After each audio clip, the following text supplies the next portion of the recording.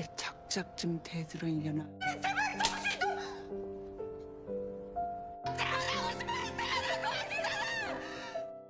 Drama dimulai saat Yura sedang wawancara di tempat kerja.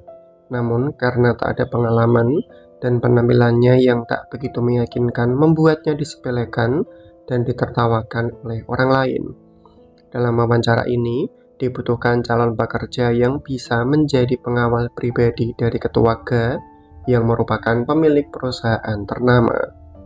Walaupun disepelekan dan pasti tak akan diterima, tapi Yura berusaha untuk membuktikan kemampuannya.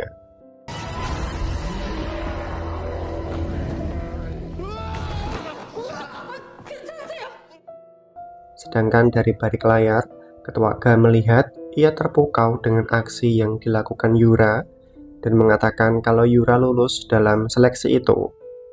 Dengan hati yang berbunga-bunga, Yura berterima kasih dan berjanji akan bekerja dengan sebaik mungkin.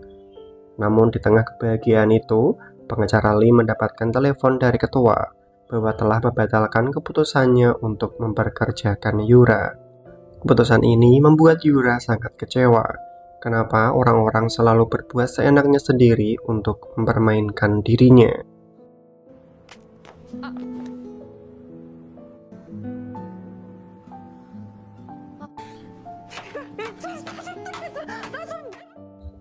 Dengan rasa keputusasaan, Yura pulang menuju ke rumahnya. Namun di tengah perjalanan, ia bertemu dengan ibunya, di mana sang ibu mengatakan kalau telah mengambil uang sewa rumah untuk dipakai berjudi. Selama ini sang ibu tak pernah memikirkan Yura dan hanya bisa membuatnya sengsara. Keadaan ini membuat Yura semakin membenci ibunya. Kenapa dari dulu hingga sekarang, sang ibu tak mencoba berubah menjadi yang lebih baik? Masih sama seperti dulu yang selalu membuat masalah. Namun bukannya introspeksi diri, sang ibu malah tak terima. Ia menganggap kalau putrinya sangat kurang ajar karena berani melawan dirinya. 엄마 때 작작 좀 대들으려나.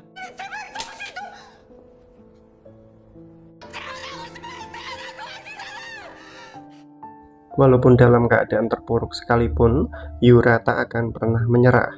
Ia rela bekerja serabutan untuk menyambung hidupnya. Sementara itu, ketua sedang berdiskusi dengan pengacaranya mengenai Yura. Sebenarnya ketua sangat tertarik dengan Yura, apalagi melihat biodata dari kehidupan Yura yang sangat memprihatinkan. Saat masih kecil, Yura pernah mencuri dan berakhir di penjara. Ia melakukan itu karena keadaan yang memaksanya. Kedua orang tua Yura berpisah dan ia tinggal bersama dengan ibu yang tak bisa diandalkan. Namun setelah keluar dari penjara, Yura berjanji untuk tak melakukan kejahatan lagi dan berusaha bekerja serabutan untuk bertahan hidup. Semakin ditelusuri, kehidupan Yura sangat memprihatinkan. Sang ibu menggunakan nama Yura untuk berhutang hingga membuat Yura dikejar-kejar oleh para rentenir. Walaupun seperti itu, Yura tak pernah putus asa. Sejak dari kecil ia telah ditempa oleh kerasnya kehidupan. Yura juga belajar bela diri untuk menghadapi kehidupan yang begitu kejam. Semua cerita ini membuat ketua semakin tertarik dengan Yura. Namun pengacara Lee memperingati ketua agar tak bersimpati kepada Yura, karena dalam pekerjaan harus bisa memilih yang terbaik tanpa melibatkan rasa kemanusiaan. Namun ketua beranggapan lain, orang-orang yang memiliki banyak kelemahan cenderung memiliki sifat yang pantang menyerah. Bisa dilihat dari penampilan dari Yura yang memakai jas kebesaran dan tanpa riasan wajah. Walaupun telah diabaikan, orang seperti itu tak akan mudah menyerah dan akan selalu menanti sebuah kesempatan. Ternyata ketua GA sengaja mempermainkan Yura. Ia ingin melihat kegigihan dari Yura untuk menjalani kehidupan ini. Karena ketua membutuhkan pengawal yang lebih dari penurut, melainkan juga mental yang kuat yang telah ditempa oleh kerasnya kehidupan. Dengan kata lain, ketua akan menerima kembali Yura sebagai pengawal pribadinya. Di saat Yura sedang beristirahat, ia dihubungi oleh pengacara Lee dan diberitahu kalau Yura bisa bekerja mulai dari sekarang.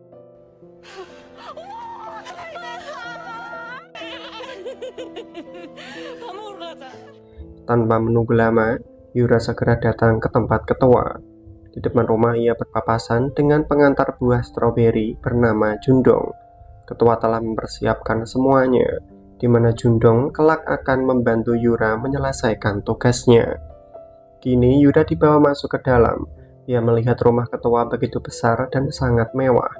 Pengacara Lee menjelaskan semua peraturan yang ada, mana yang boleh dilakukan dan tak boleh dilakukan. Jika melakukan kesalahan atau terjadi sesuatu yang buruk, Yura mungkin saja kehilangan nyawanya.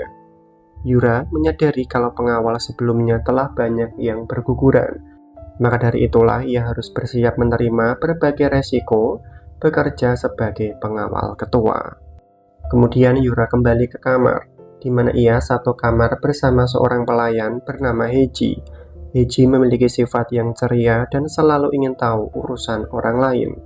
Namun karena hal ini membuat Yura tak suka, ia mencoba menjaga jarak dan mengacuhkan Heiji begitu saja.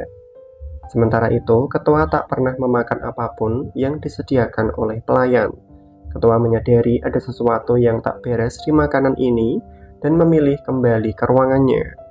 Sedangkan Yura dan pelayan heran kenapa ketua tak menyentuh makanannya. Di sini Bujai menawarkan makanan itu kepada Yura. Namun saat memakannya, Yura merasa ada sesuatu yang tak beres di makanan ini dan memilih untuk membuangnya. Kini Yura semakin mengerti, mungkin saja ada seseorang yang ingin mencelakai ketua lewat makanan ini. Ia harus lebih waspada dan memeriksa keadaan di sekitar, di mana Yura mendapati ada sesuatu yang berbeda di pintu kaca. Namun saat akan memeriksa, Bujai datang dan membuat Yura mengurungkan niatnya, lalu beralasan mencari makanan. Setelah malam semakin larut, Yura kembali memeriksa tempat itu, di mana ia menemukan ada kamera tersembunyi di dalamnya. Yura semakin penasaran siapa yang menaruh kamera di tempat tersembunyi ini. Semakin ditelusuri, ia menemukan kamera tersembunyi di tempat lain. Namun Yura tak tahu kalau ketua adalah pelakunya, karena ketua ingin menangkap siapa dalang dari orang yang ingin mencelakai dirinya. Keesokan harinya, ketua dan para petinggi perusahaan datang ke pemakaman untuk memperingati hari kematian dari istri ketua. Di sana juga ada kedua anak tiri dari ketua, namun hubungan mereka tak terlalu baik. Di depan ketua mereka tersenyum, tapi sebenarnya Sun Yong dan adiknya menginginkan ketua agar cepat mati. Dengan begitu mereka bisa menguasai harta dari ketua. Sedangkan ketua juga telah menyadari itu, namun ia berpura-pura tak tahu karena ingin menyelidiki siapa orang yang telah membunuh putri kandungnya. Ketua mencurigai bahwa pelakunya adalah kedua anak tirinya. Salah satu pegawai menjelaskan tentang keluarga dari ketua kepada Yura, di mana orang yang paling berbahaya adalah putri tiri dari ketua yang bernama Sun Yong. Ia bahkan rela melakukan apapun untuk mencapai tujuannya.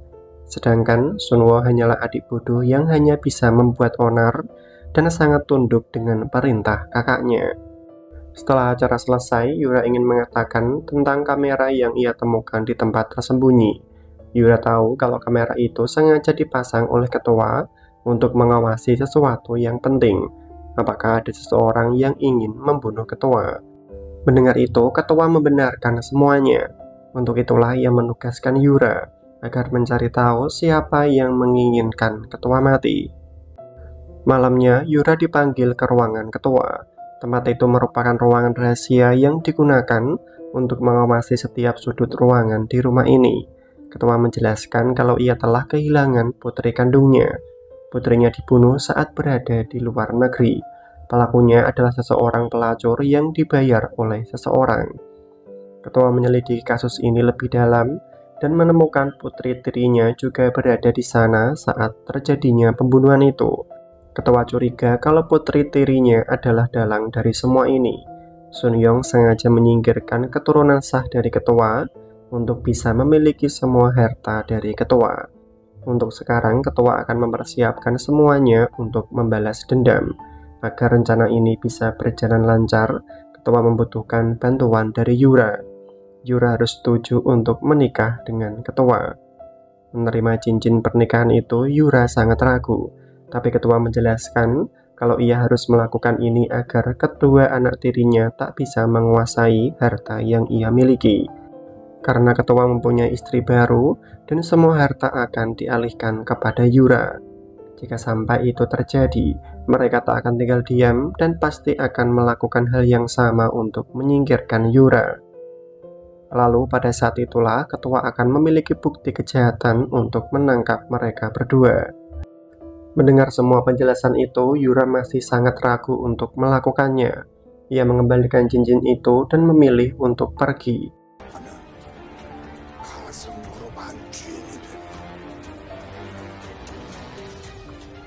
그동안 감사했습니다.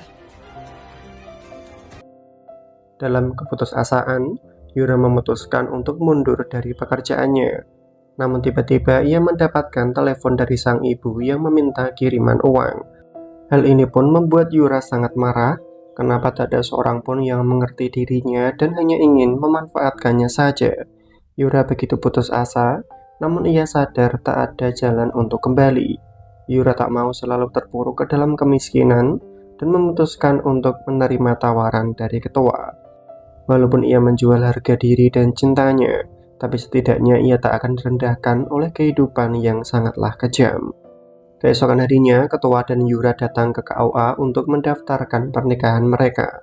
Setelah itu, pengacara Lee menjelaskan kontrak perjanjian yang akan berlaku setelah ketua tiada. 3 bulan setelah kematian dari ketua, perusahaan akan mengadakan pemilihan ketua yang baru, dan pada saat itulah Yura akan ditunjuk sebagai ketua pengganti.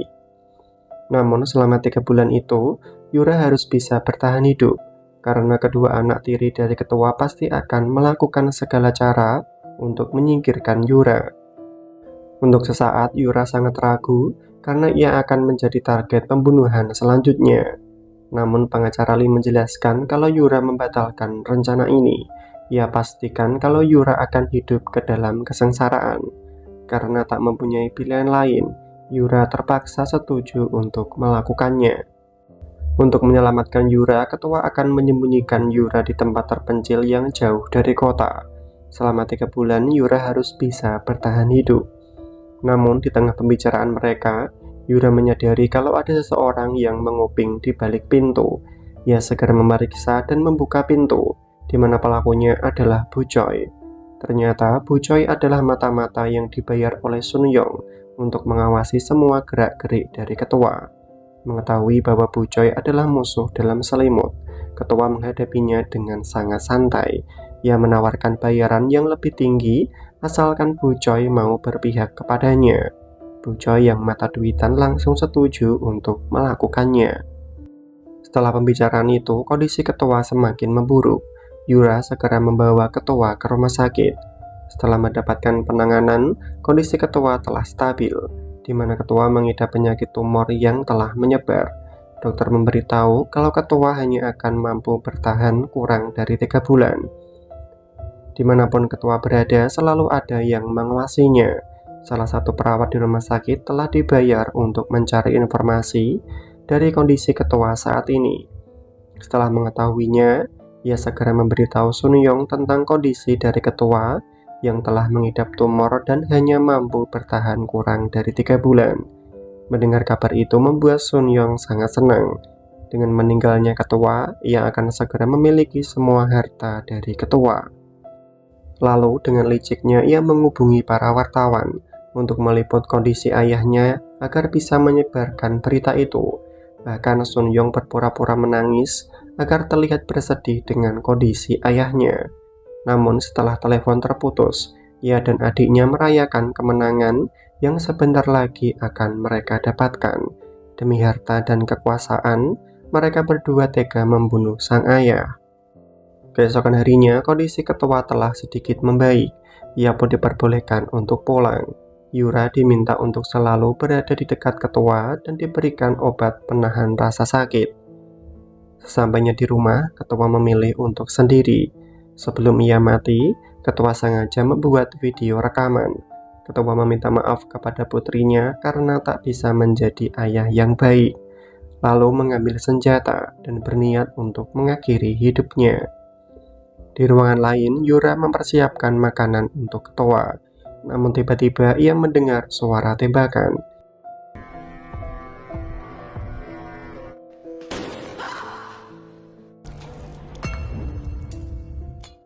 Yura segera berlari ke tempat ketua, di mana ia melihat kondisi ketua sudah tak bernyawa.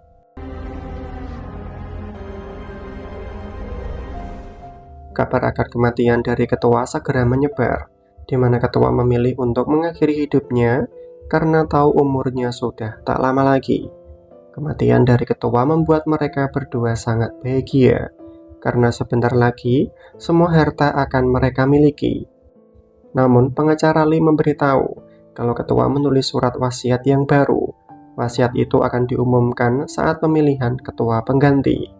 Mendengar itu, Sun Yong merasa ada sesuatu yang tak beres. Ia segera datang ke pemakaman, di mana mereka berdua melihat ada seorang wanita yang merupakan istri baru dari ketua. Kebenaran ini membuat mereka sangat marah. 이거 뭔데? 그럼 내가 이제부터 너희 엄마야? 죽은 사람의 복이 뭘 봐야 반드시 당장 빼라고 빼. Setelah pemakaman selesai, Sun Yong segera mengumpulkan para dewan direksi untuk membahas tentang ketua yang memiliki istri baru. Mereka yang mendukung Sun Yong mencoba mencari solusi untuk membatalkan pernikahan itu.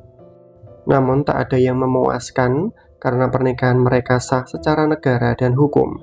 Kemungkinan terburuk semua harta ketua akan diwariskan kepada istri yang baru. Mendengar itu, mereka berdua sangat marah. Dengan cara apapun, mereka meminta anak buahnya untuk menyingkirkan wanita itu. Untuk mengantisipasi agar Yura tak kabur, Sun Yong meminta Bu Choi bekerja sama. Bu Choi disuruh menahan Yura agar tak pergi dari rumah itu. Bu Choi yang mata duitan dan ketua juga sudah tiada. Ia memilih kembali berpihak kepada Sun Yong. Dengan begitu liciknya, ia meminta bantuan dari sopir untuk menjalankan rencana. Mereka berdua harus bisa menahan Yura agar tak pergi dari rumah ini. Jika perlu, mereka akan melakukan dengan cara yang kasar. Namun, semua pembicaraan itu didengar oleh Heiji, di mana ia mendengar semua rencana jahat dari mereka berdua. Heiji segera menemui Yura dan mengatakan semuanya, kalau Bu Choi dan Cholsu berencana mencelakai Yura. Sementara itu, Bu Choi telah mempersiapkan minuman yang telah dicampur dengan obat tidur. Setelah semuanya beres, ia pun menjalankan rencananya. Bu Choi memberikan minuman itu kepada Yura. Namun, Yura sudah mengetahui rencana mereka. Ia pun melakukan perlawanan.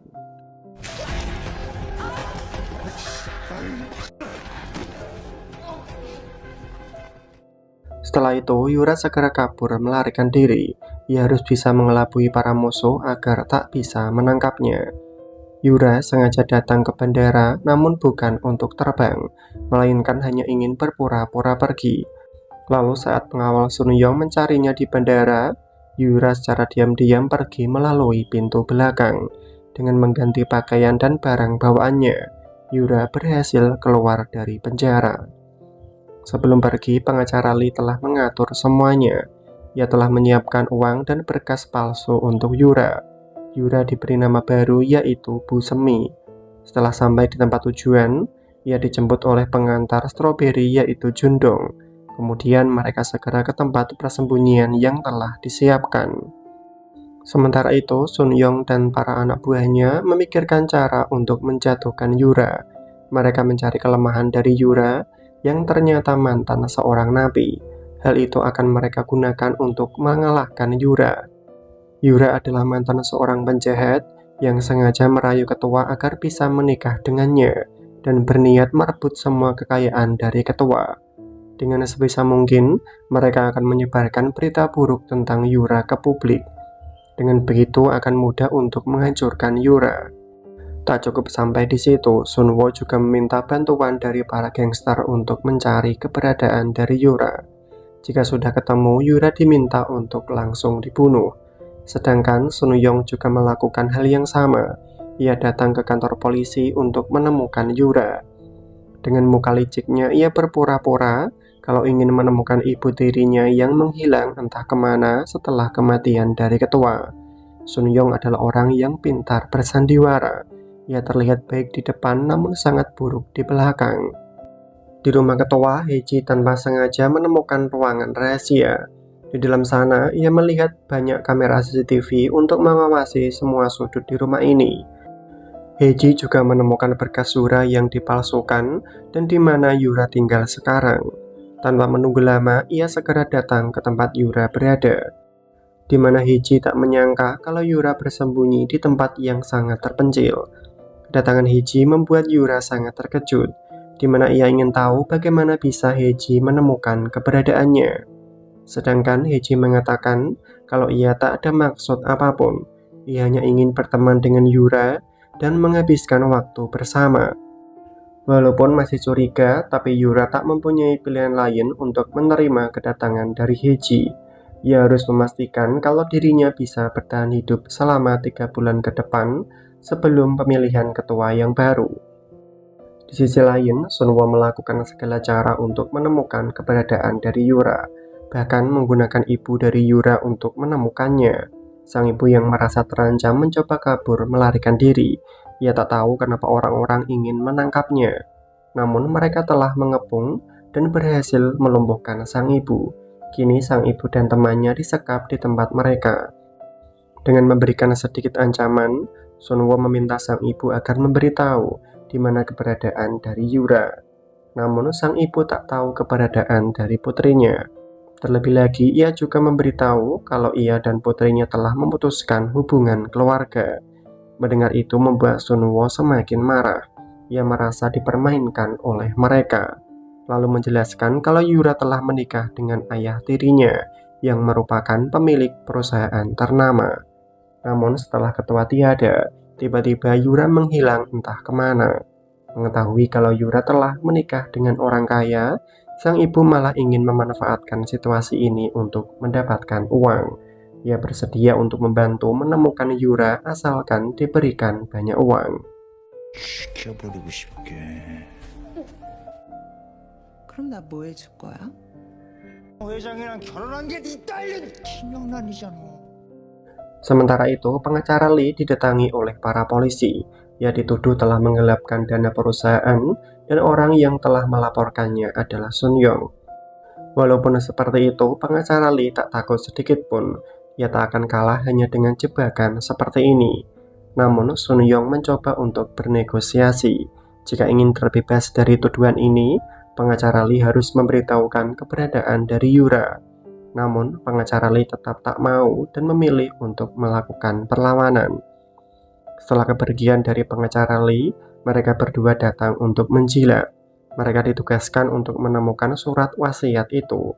Namun, situasi ini telah diantisipasi oleh pengacara Lee. Jika dirinya ditahan, ia telah menyiapkan serangan balasan. Melalui acara televisi, dikabarkan bahwa Sunwo berencana untuk menjual perusahaan ke negara asing. Ada bukti suara rekaman dari Sunwo yang berencana melakukan itu. Tersebarnya berita ini membuat mereka berdua sangat marah. Reputasi yang mereka jaga dengan sebaik mungkin bisa hancur seketika. Ternyata rencana ini sengaja dilakukan untuk memecah belah mereka berdua, agar Sun Yong dan adiknya saling menyalahkan dan menghancurkan satu sama lain. Karena terbukti tak bersalah, pengacara Lee dengan mudah terbebas dari tuduhan. Namun saat melihat mereka ada di rumah membuat pengacara Lee sangat kesal. Ia tahu kalau mereka berdua adalah musuh dalam selimut. Pengacara Lee tak akan membiarkan mereka berbuat seenaknya. Sedangkan Sun Yong mengadakan jumpa pers. Di depan awak media, ia mengklarifikasi tentang berita itu. Sebagai seorang kakak, Sun Yong mencoba meminta maaf atas kesalahan yang dilakukan oleh adiknya. Dengan mendramatisir, Sun Yong memberitahu kalau adiknya mencoba mengakhiri hidup karena rasa bersalahnya melakukan tindakan itu. Untuk itulah ia mewakili adiknya meminta kepada semua orang agar memberikan kesempatan untuk adiknya dan meminta maaf dengan sangat tulus. Sun Yong juga berjanji akan mengembalikan perusahaan kepada tempat yang semestinya. Dengan sedikit bersandiwara, Sun Yong telah berhasil mengambil kembali kepercayaan dari masyarakat bahwa ia dan adiknya adalah orang yang bisa dipercaya untuk menjalankan perusahaan ini. Keesokan harinya, Sunwo mengerahkan anak buahnya untuk mencari keberadaan dari Yura. Mereka harus menemukan Yura sebelum rapat pemilihan ketua yang baru dimulai. Hingga Sunwo tanpa sengaja melihat keberadaan dari Yura, di mana Yura bertemu dengan pengacara Lee untuk membahas rencana selanjutnya. Namun setelah mereka berpisah, Sunwo dan anak buahnya segera mengejar Yura. Merasa dibuntuti, Yura meminta Jundong untuk mempercepat laju mobilnya. Tapi dengan mudah mereka mengepung Yura. Karena tak mempunyai pilihan lain, Yura terpaksa melakukan perlawanan. Jumlah mereka yang terlalu banyak membuat Yura dan Jundong kewalahan.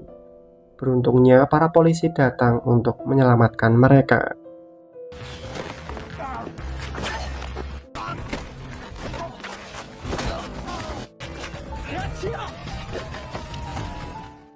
Gagal untuk menangkap Yura membuat Sunwo sangat kesal, hingga ia terpaksa meminum obat penenang. Namun obat itu malah terjatuh. Dalam keadaan melajukan mobilnya, Sunwo mencoba mengambil obat itu, tapi ia malah kesulitan mengendalikan mobilnya dan terjadilah kecelakaan.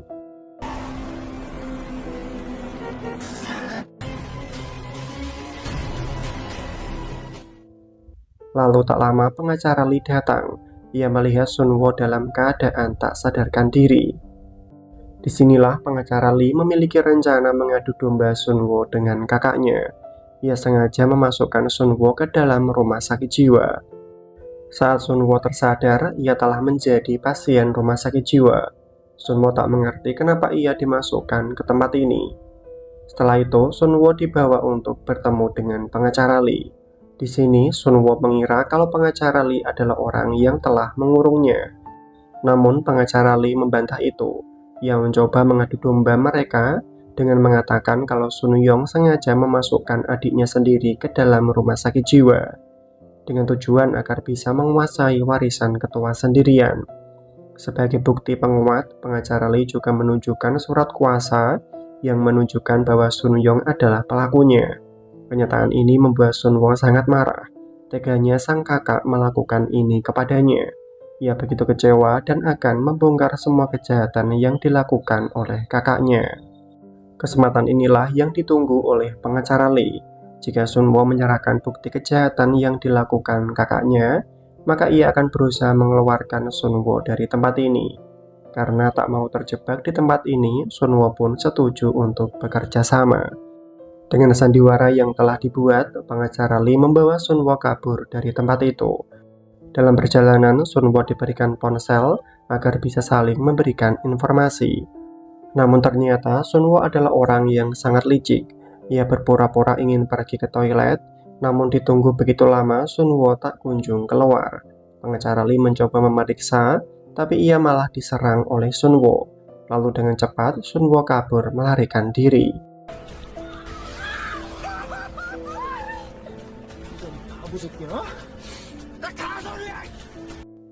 Sementara itu, Sun Yong menangkap ibu dari Yura. Sang ibu diikat secara terbalik dan dipaksa untuk mencari keberadaan dari Yura. Dalam keadaan terluka, sang ibu hanya bisa menurut. Bahkan ia diperintahkan untuk membunuh putrinya sendiri. Di tempat lain, Yura sedang menyamar sebagai seorang guru TK. Di saat ia sedang mengajar anak-anak, tiba-tiba sang ibu datang bersama para polisi, di mana ia memanfaatkan para polisi untuk menemukan Yura. Dengan sedikit bersandiwara, sang ibu berpura-pura sangat merindukan putrinya. Situasi ini pun membuat Yura tak mengerti kenapa ibunya bisa datang ke tempat ini.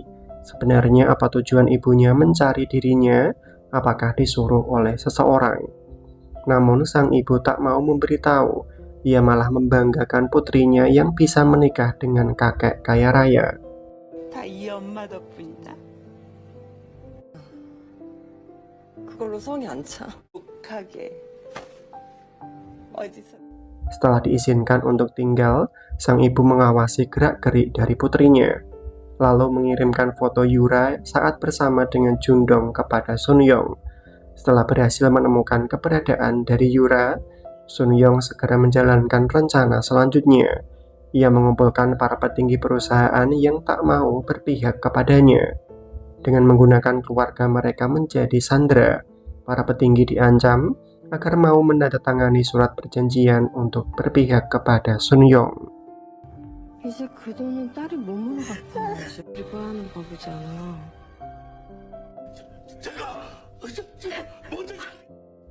Sementara itu, pengacara Lee mengikuti Sun Wo melalui GPS yang dipasang di ponsel. Namun ia tak berniat untuk menangkapnya dan akan menunggu waktu yang tepat agar bisa mendapatkan bukti kejahatan dari Sun Yong. Sedangkan dengan begitu marahnya, Sun Wo menghubungi kakaknya. Ia tak terima karena diperlakukan seperti ini. Namun Sun Yong tak mengerti apa maksud perkataan dari adiknya. Apalagi mendengar Sun Wo memberikan ancaman kalau ia memiliki bukti saat Sun Yong yang menyuruh seseorang untuk membunuh putri kandung dari ketua. Jika ingin bukti itu, Sun Wo meminta kakaknya untuk bertemu. Setelah telepon tertutup, Sun Yong menyuruh anak buahnya untuk menangkap Sun Wo. Mereka pun segera ke tempat pertemuan. Saat di depan pintu kamar, Sun Wo melihat dari dalam. Ia begitu marah karena kakaknya selalu melakukan ini. Sun Wo tak mau terbunuh seperti ayahnya. Sedangkan dari kejauhan, pengacara Lee mengawasi mereka. Ia harus melakukan sesuatu untuk membantu Sun Wo kabur dari tempat ini. Dengan menyalakan alarm kebakaran, membuat semua orang sangat panik. Di kesempatan inilah Sun Wo memanfaatkannya untuk kabur melarikan diri. Sedangkan pengacara Lee mencoba mengejar Sun Wo, namun ia malah ditangkap oleh para gangster yang belum dibayar oleh Sun Wo. Mereka ingin tahu di mana keberadaan dari Sun Wo. Namun pengacara Lee juga tak tahu, tapi untuk bayaran itu, ia akan melunasinya asalkan dirinya dilepaskan. Mereka pun setuju untuk melakukannya. Di sisi lain, Sun Yong menyuruh seseorang untuk membunuh Yura. Namun Yura sudah mengantisipasi itu dan menodongkan senjata ke penjahat itu. Yura ingin tahu siapa sebenarnya orang itu dan siapa orang yang telah menyuruhnya. Namun dengan cepat penjahat itu melakukan perlawanan dan dengan mudah melumpuhkan Yura.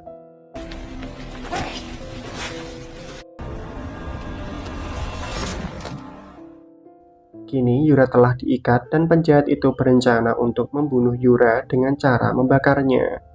Beruntungnya Heiji datang tepat waktu untuk menyelamatkan Yura.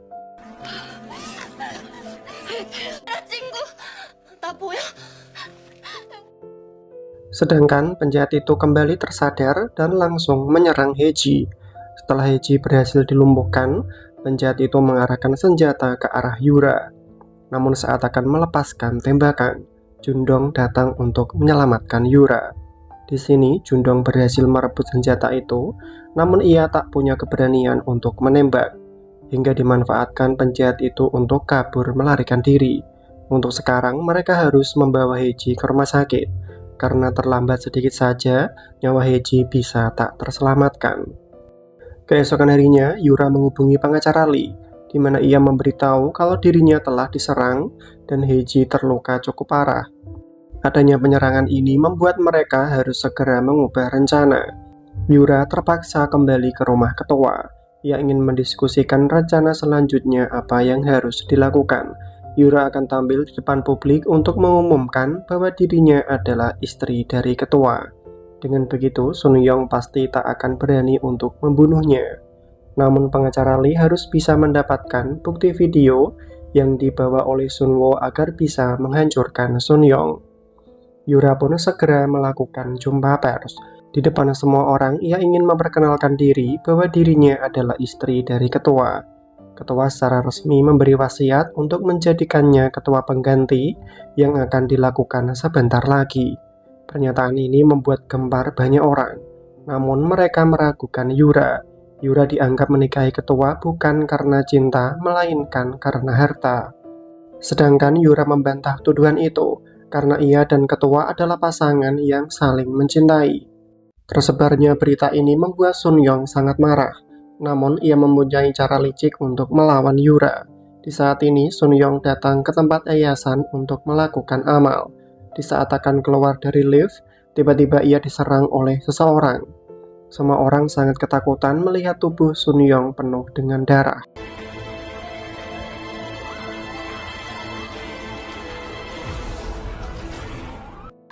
Penyerangan ini pun segera menyebar di internet. Banyak spekulasi bermunculan bahwa Yura sengaja menyuruh seorang untuk menyingkirkan Sun Yong agar bisa menguasai harta ketua seorang diri. Menghadapi situasi ini, pengacara Lee segera mengamankan Yura, sedangkan penjahat yang menyerang Sun Yong memilih untuk menyerahkan diri. Di depan para polisi, ia mengaku kalau orang yang menyuruhnya melakukan itu adalah Yura. Wartawan yang berada di kantor polisi segera memberitahukan berita ini kepada pengacara Lee bahwa penjahat itu telah menyerahkan diri dan mengaku disuruh Yura untuk menyerang Sun Yong.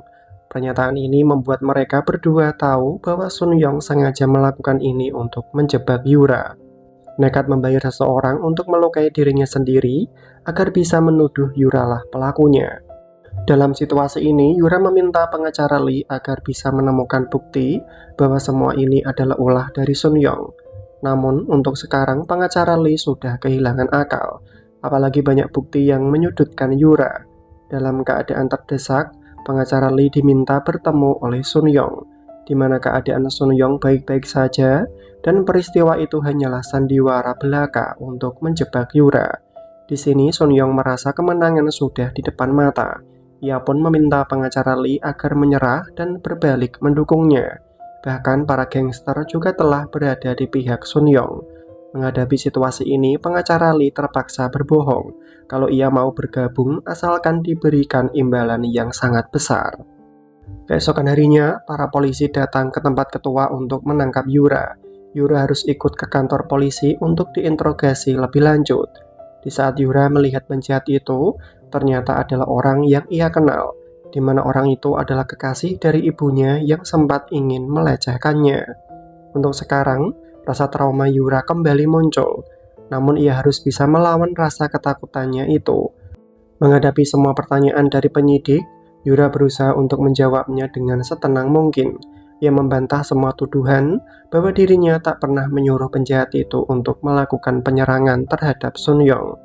Demi untuk membela diri, Yura ingin dipertemukan dengan penjahat itu. Mereka pun segera dipertemukan, di mana penjahat itu terus mengatakan kalau Yura adalah orang yang telah menyuruhnya. Ia mengaku akan dibayar 100 juta jika berhasil menyingkirkan Sun Yong. Tapi pada kenyataannya ia gagal melakukannya, hingga penjahat itu memutuskan untuk menyerahkan diri dan mengungkapkan siapa orang yang telah menyuruhnya, yaitu Yura. Menghadapi semua tuduhan palsu itu, Yura sudah memiliki bukti untuk membela diri. Ia memutar bukti rekaman, terdengar jelas pengakuan dari sang ibu kalau kekasihnya telah menerima tawaran dari seseorang untuk melakukan sandiwara itu agar bisa menjebak Yura. Bukti ini pun membuat penjahat itu tak bisa berkutik. Walaupun kebenaran sudah terbongkar, tapi penjahat itu tetap tak mau mengaku, hingga penyidik memutuskan untuk menghentikan pembicaraan ini dan akan menyelidikinya lebih lanjut untuk mengungkap kebenaran. 내가 이 순간을 얼마나 기다렸는지 알아? 내 꼬에서 결혼하니까 배는 게 없나 봐. Sementara itu, pengacara Lee telah disekap di tempat para gangster. Walaupun ia telah bersedia bergabung dengan mereka, tapi Sun Yong masih tak percaya sepenuhnya dengan pengacara Lee. Untuk itulah pengacara Lee terpaksa disekap. Dengan sekuat tenaga, pengacara Lee mencoba untuk melepaskan diri, kemudian kabur melewati jendela dan segera ke kantor polisi untuk membantu Yura. Terlihat Yura telah keluar dan dikepung oleh para wartawan. Di tengah kerumunan itu, pengacara Lee segera membawa Yura pergi dari sana. Pengacara Lee meminta maaf karena datang terlambat. Ia sendiri mengalami kesulitan karena telah disekap oleh orang suruhan dari Sun Yong. Sesampainya di rumah, mereka harus memikirkan rencana untuk melakukan serangan balik.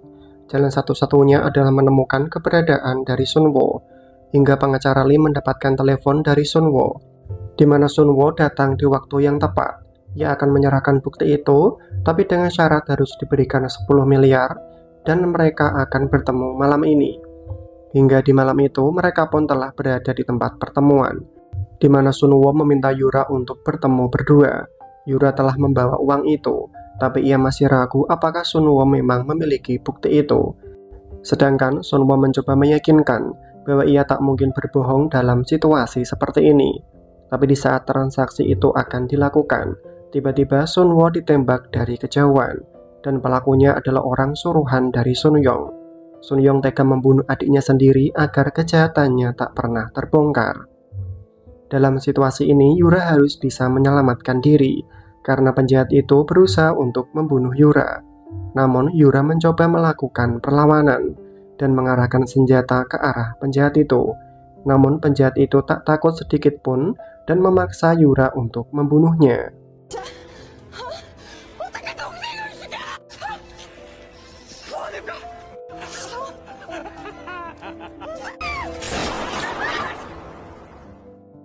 Suara tembakan membuat mereka segera datang, di mana mereka melihat kalau Sun Wo dan penjahat itu telah terbunuh.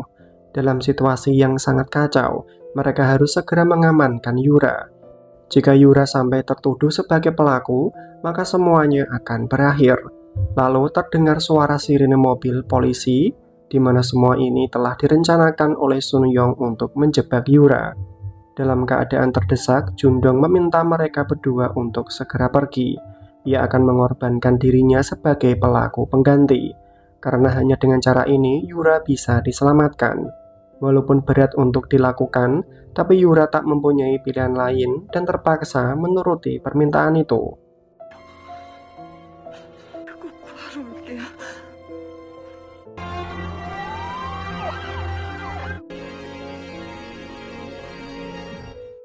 Setelah kejadian itu, Sun Yong berpura-pura bersedih atas meninggalnya sang adik.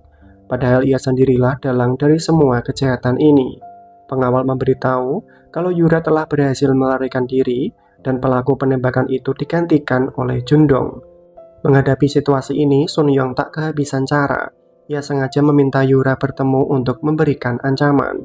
Sun Yong tak takut sedikit pun ditodong senjata oleh Yura, karena ia mengancam akan mempublikasikan kebenaran tentang Jundong yang ditangkap polisi karena kasus pembunuhan.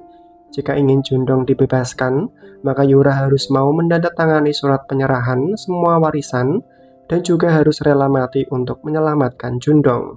Situasi ini pun membuat Yura sangat marah. Ia ingin sekali membunuh Sun Yong, namun tak mempunyai keberanian. 그리고 이 죄 없는 남자도 범인으로 만들려고.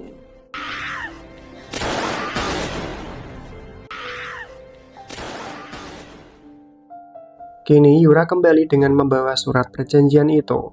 Untuk sekarang ia sangat bingung harus melakukan apa. Selama ini Jundong telah banyak membantunya, bahkan rela mengorbankan dirinya sendiri untuk menyelamatkan Yura. Yura merasa kalau ini adalah waktunya untuk membalas semua kebaikan itu. Namun di saat Yura membulatkan tekadnya untuk mengakhiri hidupnya, tiba-tiba ia dikejutkan oleh kemunculan dari ketua. Ternyata selama ini ketua hanya berpura-pura mati. Hal ini pun membuat Yura sangat terkejut sekaligus emosi, karena sandiwara ini membuat hidupnya sangat hancur dan banyak orang telah menjadi korbannya. Sedangkan ketua mencoba untuk menenangkan Yura dengan menjelaskan kenapa ia sampai melakukan ini. Namun karena kondisi ketua yang semakin melemah, ia tak mempunyai banyak waktu lagi. Ketua menyuruh pengacara Li untuk mengubah surat wasiat itu. Semua harta ketua dan yang dikelola oleh Sun Yong akan diserahkan kepada Yura. Keesokan harinya diadakan pemakaman untuk Sun Wo. Kedatangan Yura di tempat itu membuat Sun Yong sangat marah, di mana Yura telah mengingkari janjinya untuk mati.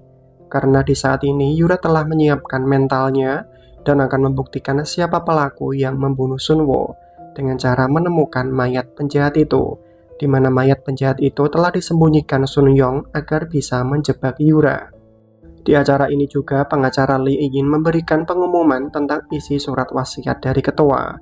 Awalnya surat itu akan diumumkan saat rapat pemilihan ketua yang baru, namun karena ada insiden ini pengumuman akan dipercepat, di mana ketua memberikan semua asetnya kepada Yura dan menunjuknya sebagai ketua yang baru. Keputusan ini sudah final dan tak boleh ada seorang pun yang menentangnya. Pernyataan ini membuat Sun Yong dan para sekutunya tak bisa berkutik.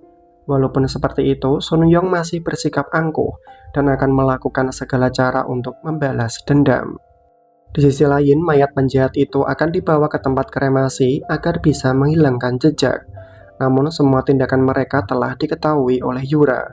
Dengan membawa para penyidik dan keluarga dari penjahat itu, Yura akan membawa mayat penjahat itu untuk dijadikan bukti bahwa dialah orang yang telah membunuh Sunwo. Gagalnya rencana ini membuat Sun Yong sangat marah. Ia meminta anak buahnya untuk menggagalkan proses autopsi. Sementara itu, Bu Choi mendapati ketua masih hidup. Namun untuk saat ini kondisi ketua semakin memburuk. Karena pengaruh dari penyakitnya, ketua tak bisa mengingat apapun. Situasi ini dimanfaatkan Bu Choi untuk mendapatkan uang. Ia memberitahu Sun Yong bahwa ketua ternyata masih hidup. Mengetahui kalau ayah tirinya telah mempermainkan dirinya, membuat Sun Yong semakin marah. Ia pun segera ke tempat ketua. Di saat Sun Yong dengan niat jahatnya, di saat itulah Yura dan pengacara Lee menjemput Jundong yang telah dibebaskan dari penjara. Namun, Yura dihubungi oleh salah satu pelayan bahwa Sun Yong datang ke tempat ketua. Mendengar itu, Yura segera kembali ke tempat ketua. Sedangkan Sun Yong telah menemukan ayah tirinya. Namun untuk sekarang kondisi ketua mengalami pikun akut, yang ia tahu bahwa orang di depannya adalah putri kandungnya. Ketua memberitahu putrinya agar waspada terhadap Sun Yong, karena Sun Yong adalah orang yang sangat jahat, yang rela melakukan apapun untuk mencapai tujuannya. Merasa dijelekkan oleh ketua membuat Sun Yong tak bisa lagi mengontrol emosinya. Ia pun mengambil senjata dan membunuh ketua dengan sangat kejam. 이제 만나게 해줄게. 예림이가 없어. 내가 죽였거든. Setelah berhasil membunuh ketua, Sun Yong tak lupa mengambil sidik jari dari ketua untuk mengubah surat wasiat itu. Lalu dengan bangganya meninggalkan ketua begitu saja. Selang beberapa waktu, Yura baru sampai dan melihat ketua sudah lemas tak bernyawa.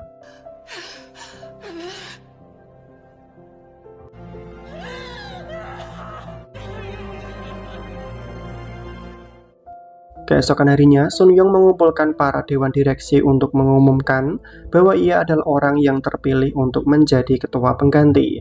Namun di saat Sun Yong merayakan kemenangannya, tiba-tiba di layar monitor terlihat jelas video kejadian saat ketua dibunuh oleh Sun Yong dengan sangat keji. Ternyata semua ini telah dipersiapkan oleh ketua. Ia rela mengorbankan dirinya sendiri untuk mengungkapkan kepada dunia bahwa Sun Yong adalah seorang pembunuh yang keji. Adanya bukti ini membuat semua orang sangat terkejut. Terlebih lagi, Yura datang membawa para polisi untuk menangkap Sun Yong. 갔다가는 니들 다 못 갈지야. 성호 씨 살해 혐의로 체포하겠습니다. 그렇게 쉽게 넘어갈 것 같아? 이제는 끝이야. 가서면. Setelah ditangkapnya Sun Yong sebagai pelaku yang membunuh ketua, Yura mengumumkan bahwa surat yang dibawa oleh Sun Yong adalah palsu, karena yang asli telah menunjuk dirinya sebagai ketua yang baru. Namun Yura merasa tak berhak menerima posisi ini dan memberikannya secara sukarela kepada orang kepercayaan dari ketua. Berita tertangkapnya Sun Yong sebagai pelaku pembunuhan itu segera menyebar. Walaupun seperti itu, ia masih saja angkuh dan tak mau mengakui semua perbuatannya. Bahkan telah menyewa pengacara untuk membebaskan dirinya dari kejahatan ini. Hingga sidang pertama segera dilakukan, jaksa penuntut membeberkan semua kejahatan yang dilakukan oleh Sun Yong. Sun Yong bukan hanya membunuh ketua, ia juga terbukti bersalah karena menyuruh seseorang untuk membunuh putri kandung dari ketua. Ada bukti video yang berhasil didapatkan. Terlihat jelas kalau Sun Yong adalah dalang dari pembunuhan itu. Bukti ini membuat Sun Yong tak bisa berkutik. Terlebih lagi pengacaranya telah angkat tangan dan memilih meninggalkan Sun Yong seorang diri.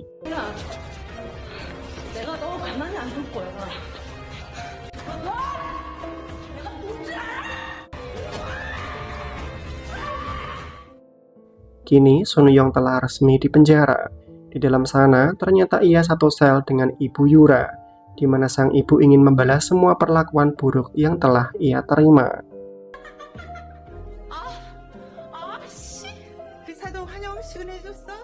아 맞다. 이제 해야지. Setelah kejadian itu, semua orang menyambut kedatangan dari Yura. Mereka ingin merayakan kemenangan dari Yura yang telah berhasil menjalankan misi dari ketua. Dan akhirnya drama pun selesai.